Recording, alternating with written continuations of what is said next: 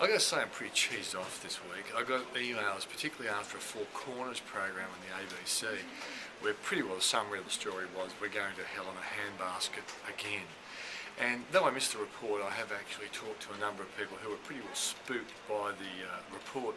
And the one question I asked was, did they have any other economists on the program who had an alternative point of view? And each time I got the answer, no, they did not. And that's the part that really annoys me. I won't say it shits me, but it really does get me annoyed because, you know, a documentary, which Four Corners has been famous for putting out over the years, and it's a great program, that's why a lot of people watch it.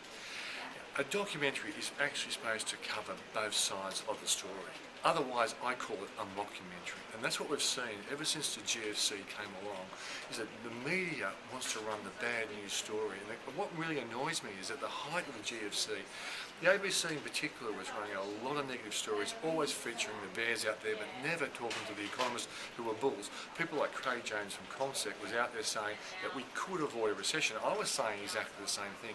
And I did appear on a number of ABC television programs, usually produced by great producers like Jeff Power from the Midday Report, old-fashioned ABC journalists who look for balance. But we're seeing, I think nowadays with modern journalism, that one side of the view is only being projected. And the problem with that is, you know, there are people out there who emailed me, they'd lost money on the stock market, they wanted to go to cash right at the depth of the GFC, and their question was, they were so spooked they wanted to go to cash. Now those people, if they saw a one-sided report like the one that came up this week, they could have easily gone to cash after losing 50% of their portfolio and then missed out on the bounce.